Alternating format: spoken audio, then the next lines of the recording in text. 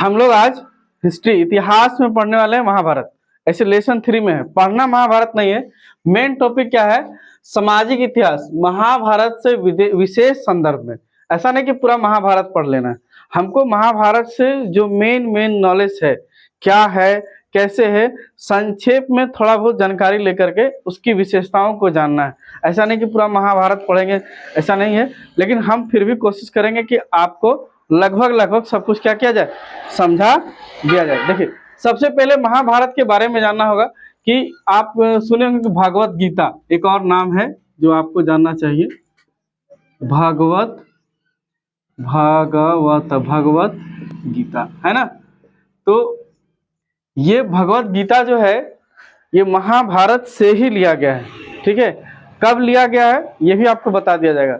मतलब कि महाभारत एक स्टोरी है, कथा है, या कहीं महाकाव्य है, और इसके बीच में भगवत गीता जो है वो कृष्ण और अर्जुन के बीच का संवाद है। संवाद का मतलब है कि दोनों के बीच में प्रश्न उत्तर है। क्वेश्चन पूछ रहा है अर्जुन और उत्तर दे रहा है कौन?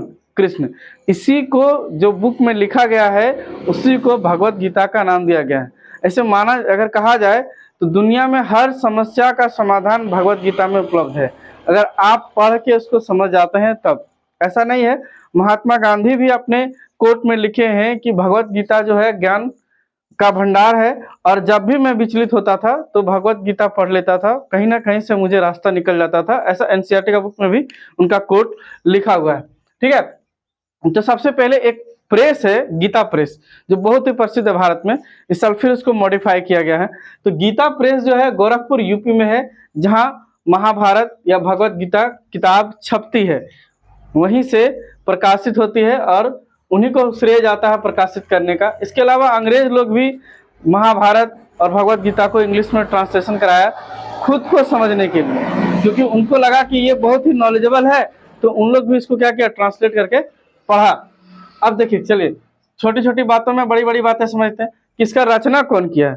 तो रचना माना जाता है भगवान वेद व्यास किया है। किसने किया है? भगवान वेद व्यास। वेद व्यास राइटर है। वेद व्यास किसी का नाम नहीं है, एक श्रृंखला है कि वेद व्यास, जैसे ऋषि मुनियों का एक श्रृंखला है कि जो ऋषि है वो वेद व्यास कहलाते थे, और वो चलते रहा कंटिन्यू। लिखने में लगभग 1000 वर्ष माना जाता है कि इसको लिखने में लगा था। लगभग 500 ईस्वी पूर्व से लेकर 500 ईस्वी तक लिखा गया है, ऐसा माना जाता है। ठीक है, विश्व की सबसे बड़ी कथा है, सबसे बड़ी कहानी या महाकाव्य कहिए, इससे बड़ा है ही नहीं। उसके बाद इसमें कुल 18 पर्व हैं। 18 पर्व मतलब किताब में कुल 18 पर्व और 1948 अध्याय है। लगभग 1,02,17 श्लोक इसमें लिखा हुआ है, जो अभी का महाभारत हम लोग को प्रकाशित होता है उसमें। और इसी कारण इसको शतहस्त्र संहिता भी कहा जाता है, क्योंकि इसमें 1,00,000 से भी अधिक श्लोक है। देखिए, रचना में एक बात है कि रचना कैसे किया गया था। तो एक मान्यता है ऐसे ही कथाओं के अनुसार कि वेद व्यास लिख नहीं पा रहे थे, उनको लिखने का ज्ञान बिल्कुल नहीं था, तो उन्होंने गणेश जी से आग्रह किया था कि आप लिखिए, क्योंकि हम जो है लिखने नहीं आता है। तो गणेश जी जो है उनको लिखना शुरू किए, और गणेश जी ने कहा कि हम लिखेंगे, क्योंकि वेद व्यास ने पूरी कथा अपने ब्रेन में रचना कर लिया था। कथा को रचना करना, अगर आप कभी स्टोरी या कविता या कहानी लिखेंगे तो आपको किसी कविता को सोचने में 4 से 6 महीना लग जाता है, किसी को 2 दिन लग जाता है। तो सोचना और सोच के लिखना, तो कथा पूरा कहाँ सोच लिया? ब्रेन में। उसको लिखने का काम कौन कर रहा था? गणेश जी। गणेश जी लिखे, जैसे जैसे वो होता है। गणेश जी बोले थे कि बीच में आप, मैं जैसा जैसा बोलूंगा वैसा वैसा आप लिखिएगा। तो गणेश जी कहते कि बीच में रुकना नहीं, रुकिएगा तो हम नहीं लिख पाएंगे। बोला ठीक है, रुकेंगे नहीं, लेकिन आप लिखते समय बारीकी का ध्यान रखिएगा। ऐसा मैंने कहीं पढ़े हैं, किताब में भी दिया हुआ है थोड़ा बहुत, तो वहां से पढ़ के आपको बता रहे हैं। हम अपना मन से नहीं बताएंगे कि क्या ऐसा कुछ हुआ था। ठीक है, और महाभारत को माना जाता है कि नॉलेज ऑफ सोर्स। हम तो हमेशा कहते हैं, मैं कहता हूं कि इसको अगर धार्मिक किताब से बाहर कर दिया जाए तब तो ये दुनिया का सबसे बड़ा ज्ञान का गंगा है। लेकिन धार्मिक किताब बनाने से थोड़ा इसकी सीमाएं सिकुड़ जाती है। नॉलेज, सोर्स ऑफ नॉलेज, यहाँ जितना नॉलेज है कहीं नहीं है। देखिए यहाँ हर एक करेक्टर है, कुछ करेक्टर तो आप लोग टीवी में देखेंगे, याद होगा। जिसे सबसे पहले भीष्म, भीष्म का प्रतिज्ञा, भीम का ताकत, युधिष्ठिर की सत्यवादिता, अर्जुन की एकाग्रता, है ना, और क्या बोलते हैं, शकुनी का धूर्तबाजी मतलब नेगेटिविटी, और ईर्ष्या जलनखोर किसका, दुर्योधन का, कुंती का धैर्य, और तुम्हारा क्या था, फीमेल कैरेक्टर याद है जिसका चिरहरण हुआ था, क्या नाम था उसका, द्रौपदी, द्रौपदी का स्टोरी। तो इसमें हम लोग ठीक ठीक ये जानेंगे कि मानव जीवन में क्या क्या बदलाव आया, उस टाइम में क्या था, द्रौपदी मतलब नारी के विषय, नारी उस समय नारी का क्या कल्पना था, पुरुष का क्या कल्पना था, ऐसी बहुत सारी स्टोरी हम लोग इसी से समझते हैं। खासकर तो हम लोग को ये पता चल जाएगा इस कहानी से कि पहले के टाइम में पुरुष प्रधान था, अभी भी पुरुष प्रधान है ना, ऐसा कि नहीं है। बड़ा बेटा ही राजा होता था, ये हम लोग महाभारत से सीख जाएंगे कि बड़ा बेटा ही राजा बनने का उत्तराधिकारी होगा, बाकी बेटा नहीं होगा। उसके बाद एक और कैरेक्टर है विदुर। विदुर जो था ना बहुत चतुर था, क्लेवर, उसकी क्लेवरनेस इतनी थी कि वो पूरा महाभारत माने क्या, महाभारत को एक स्ट्रॉन्ग पार्ट दे देगा, कहानी का एक नया नया मोड़ देते जाएगा। ठीक है, तो इतना सा था इसका इंट्रोडक्शन। अब हम लोग जानेंगे कि महाभारत में कहाँ कब क्या क्या घटना हुआ, थोड़ा थोड़ा करके बताएंगे, क्योंकि जितना नॉलेज होगा कुछ किताब से संक्षेप में हम भी पढ़े हैं, अब कुछ टीवी से देखे हैं, दोनों को मिला के बताएंगे। ऐसा नहीं कि हम पूरा महाभारत पढ़े हुए हैं, हम नहीं पूरा पढ़े हुए हैं, जो किताब में मेरा है उसी के अनुसार हम बताएंगे। ठीक है, तो कहानी शुरू कब से होती है पता नहीं, लेकिन मेरा बुक में शुरू हो जाएगा कब, महाराजा शांतनु। शांतनु तो नाम तो आप सुने होंगे, शांतनु। तो शांतनु से कहानी को शुरू करते हैं। ठीक है, इससे पहले भी है थोड़ा बहुत, पीछे का भी स्टोरीज है, लेकिन हम शुरू करेंगे शांतनु से। देखिए पहले का राजा, एक चीज और सीखने को मिलेगा कि पहले लोग 2-3 शादी कर लेता था, है ना, क्योंकि आपको जब भी देखने को मिलेगा, आप पढ़िएगा तो चलिए, राजा शांतनु है। शांतनु जो है सबसे पहले गंगा नदी किनारे बैठे बैठे गंगा मैया जिसको हम लोग बोलते हैं उसी से प्रेम हो गया। अब पहले होता था इस तरह, गंगा मैया से प्रेम हो गया, गंगा मैया से शादी कर लिया, है ना, गंगा मैया को महल ले गया, बोला, गंगा मैया बोला कि ठीक है आप हमसे प्रेम करते हैं तो हम आपसे शादी भी कर लेते हैं, चलिए, लेकिन एक शर्त है, क्या कभी आप हमको टोकिएगा नहीं। देखिए शर्त, देखिए गंगा मैया का भी शर्त है कि आप हमको कभी टोकिएगा नहीं, जब भी आप हमको टोक दीजिएगा किसी काम में, हम छोड़ के वापस कहाँ चले जाएंगे, जहां थे वहां चले जाएंगे। तो ऐसा ही हुआ, शांतनु जो था गंगा मैया से बहुत प्रेम करते थे। मैया इसलिए बोलते हैं क्योंकि हम लोग का मैया बोलने का ट्रेडिशन बना हुआ कि गंगा ऐसे नहीं बोलते, गंगा मैया। तो गंगा मैया से प्रेम था, गंगा मैया क्या करे कि उसको बेटा हो हर बार, है ना, और वो हर बार क्या करे कि अपना पुत्र को ले जाए और गंगा नदी में बहा दे, हर बार ऐसा ही हो। और हर बार ना टोके कौन, राजा शांतनु, टोकता ही नहीं, क्योंकि बोला था कि जिस दिन हमको टोकेगा उस दिन हम कहाँ से, यहाँ से कहाँ चले जाएंगे, रिटर्न चले जाएंगे। ये कुछ कुछ टीवी से देखा हुआ है। एक बार क्या होता है कि टोक देता है, ये नहीं, ये ठीक ठीक नहीं है पता कि 7 या 8 रहता है शायद संतान, और क्या करता है कि गंगा मैया को इस बार टोक लेता है कि देखो कि ये तुम ठीक नहीं कर रही हो, बार बार मेरा बेटा को क्या करता है, पानी में बहा देता है। बस टोका और गंगा मैया कहाँ चली गई, सीधा पानी में। और साथ में कौन रह गया, देवव्रत, उसका बेटा, जो एक दिन भीष्म कहलाया। कैसे भीष्म कहलाएगा ये भी आज क्लियर हो जाएगा। तो देवव्रत रह गया क्योंकि शांतनु ने टोक लिया। अब देवव्रत को ले गया, बोला कि इसको हम सिखा पढ़ा के जब बड़ा हो जाएगा तो हम आपके यहाँ भेज देंगे। कौन बोलती, गंगा मैया। शांतनु बोला ठीक है आज्ञा दीजिए हम चले, चला गया। ऐसा नहीं था कि उस समय आदमी को एक ही बार प्रेम होता था, है ना, कहानी पढ़ेंगे या देखिए कहानी ही है, जो कहानियां हम लोग को पीछे से मिलती है एक तरह से हम लोग के लिए कहानी ही होता है, इतिहास की कहानी।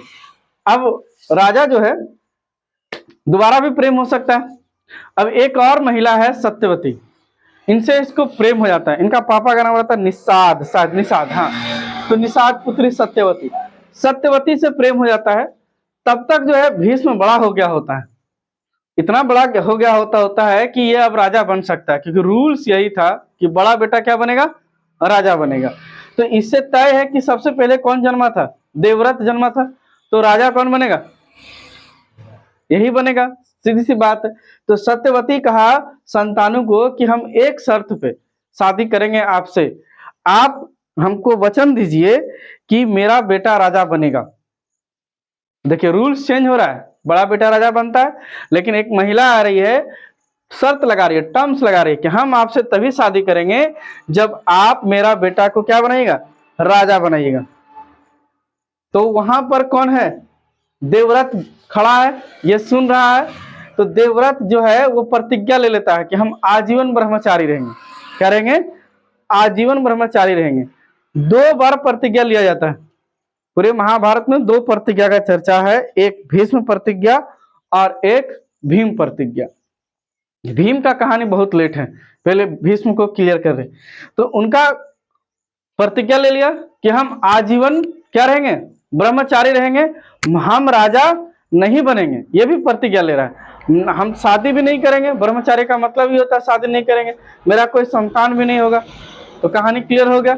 अब भीष्म जो है अलग हो गया इस स्टोरी में, आज से भीम अलग हो गया इस स्टोरी में। तो सोचिए कि भीम अपनी भूमिका अलग से निभाते जाएगा और साइड हीरो ये बन गया। एक तरह से देखा जाए तो अगर ये प्रतिज्ञा नहीं लेता तो महाभारत का कोई कहानी ही नहीं होता। अब यहां से शुरू होगा स्टोरी, क्योंकि ये तो प्रतिज्ञा ले लिया। अब ये क्या करेगा? सिर्फ देखेगा और अपना पापा को, फादर को प्रॉमिस कर दिया कि हाँ जब तक हम रहेंगे तब तक हस्तिनापुर का क्या करेंगे? सुरक्षा करेंगे। एकदम हाथ उठा करके हस्तिनापुर का क्या कर देंगे? सुरक्षा करते रहेंगे। बस अपना प्रतिज्ञा पे अटल है। अब सत्यवती का एक पुत्र होता है, उसका नाम है विचित्रवीर्य। क्या नाम है? विचित्रवीर्य। अच्छा, आपको इसमें पता चलेगा, इस महाभारत से हम लोग जानेंगे कि शादी कितने प्रकार का होता है। तो करीबन 8, हाँ विवाह, विवाह आपको पता चलेगा कि इसमें 8 तरह का विवाह का वर्णन है। कैसा है? तो मनुस्मृति में भी शायद 8 तरह का विवाह का वर्णन है, तो वो सेम है। तो इसमें कुछ विवाह का इस्तेमाल भी किया गया है कि अलग अलग तरह का विवाह का प्रस्ताव है जिसको इसमें दिखाया भी गया है। हाँ, तो विचित्रवीर्य एक बेटा हो रहा है, इसका क्या नाम है? विचित्रवीर्य। तो निश्चिंत है अब राजा कौन बनेगा संतानु के बाद? विचित्रवीर्य ही राजा बनेगा, तय बात है। लेकिन इसका क्या है ना कि शादी करा दिया किसके साथ? काशी। याद रखिएगा काशी बहुत इंपॉर्टेंट है, क्योंकि एक शर्त है कि काशी का कोई भी बेटा होगा, बेटी होगा, वो हस्तिनापुर चला जाएगा, है ना।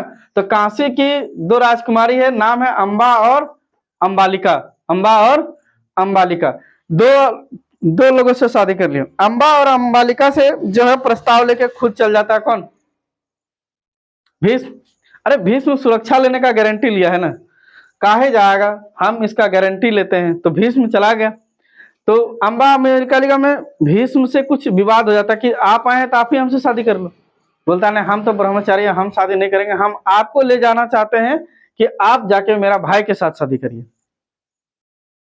ठीक है, और नहीं जाइएगा, ऐसा हो ही नहीं सकता, क्योंकि भीष्म को कोई हरा ही नहीं सकता था। किसी के पास इतना हिम्मत ही नहीं था कि भीष्म को हरा दे। परशुराम का शिष्य भीष्म, उसको कोई हरा नहीं सकता था, क्योंकि उसको इच्छा मृत्यु था। जब तक वो नहीं चाहेगा तब तक वो मरेगा ही नहीं, युद्ध खत्म होगा ही नहीं। तो इसीलिए क्या किया, दोनों बेटी दे दिया। कौन? अंबा और अंबालिका। शादी हो गया किससे? विचित्रवीर्य से। अब इसे शादी तो हो गया, लेकिन ये मर गया। यक्षमा रोग, राज यक्षमा, ऐसा किताब में लिखा हुआ है कि राज यक्षमा रोग से मर गया, है ना। रोग से ग्रसित होकर के विचित्रवीर्य मर गया और संतानु भी मर गया। मरने से पहले अंबा और अंबालिका, ये 2 जो था कि विचित्रवीर्य था, अंबा अंबालिका से शादी किया और इससे कोई संतान नहीं हुआ। विचित्रवीर्य को संतान होगा 2, एक होगा धृतराष्ट्र और एक होगा पांडु। तो कहता है कि कोई, अरे उस टाइम पे होता था कि कोई ऋषि मुनि से आज्ञा ले लो, है ना, ऋषि मुनि आशीर्वाद दे दिया तो बच्चा हो जाता। तो उसी तरह से ऋषि मुनि का आशीर्वाद से अंबा को एक बेटा हुआ जिसका नाम था धृतराष्ट्र। और इसमें दिखाया है वेद व्यास, बुक में जो नाम लिखा हुआ है एनसीईआरटी बुक में, वो नाम लिखा हुआ है वेद व्यास। अब कौन सा वेद व्यास, लेकिन वेद व्यास लिखा हुआ है, ऋषि वेद व्यास। तो ऋषि वेद व्यास से जब आशीर्वाद मिलता है, नियोग शब्द लिखा गया है हिंदी में, नियोग। तो नियोग जब रहता है तब धृतराष्ट्र जो है ना, अम्बा जो है ना अपना आंख बंद कर लेती है। क्या कर लेती है? आंख बंद कर लेती है, जिस कारण से इसका जो बेटा होता है ये ब्लाइंड है। धृतराष्ट्र क्या हो जाता है? अंधा हो जाता है। कौन हो जाता है? अंधा हो जाता है। ठीक है, अब बड़ा बेटा ये है, याद रखिएगा, ये 1 नंबर बेटा हुआ और ये 2 नंबर। ठीक उसी तरह से अंबालिका का भी एक कहानी है।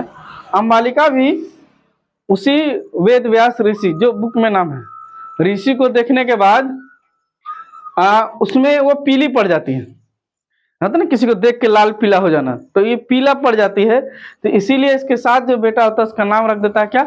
पांडु। क्या नाम रख दिया? पांडु। तो इस तरह से आप देखने को मिलेगा कि विचित्र वीर्य का कितना बेटा हो गया? 2 बेटा हो गया, एक धृतराष्ट्र और एक पांडु। धृतराष्ट्र और पांडु। असली महाभारत अब शुरू होगा। देखिए, दरअसल महाभारत स्टोरी जो है वो एक परिवार के बीच की लड़ाई है, फैमिलियर स्टोरी, जहां फैमिली के बीच में कैसे विवाद होता है। अगर आप इसको ध्यान से देखेंगे तो भाई भाई से प्रेम, मित्रता, दोस्ती, दुश्मनी, मामा, क्या बोलते हैं, नेगेटिविटी, पॉजिटिविटी, कृष्ण, सबको देखने को मिलेगा। और सब मिला करके आपको समझ में आएगा कि असली जीवन में क्या चलता है। और ये तो है बातें पहले से ही रिकॉर्डेड है महाभारत कथाओं में। ठीक है, धृतराष्ट्र क्या था? ब्लाइंड, और पांडु जो था पीला था, तो पांडु। तो अब इसका कितना हो गया? 2 बेटा हो गया। अब कितना बेटा हो गया? 2 बेटा हो गया। अब नेक्स्ट क्लास में पढ़ेंगे कि ये 2 बेटा के आगे कौन सा कहानी और कहाँ घटित हुआ। ठीक है, पहले इतना लिखिए।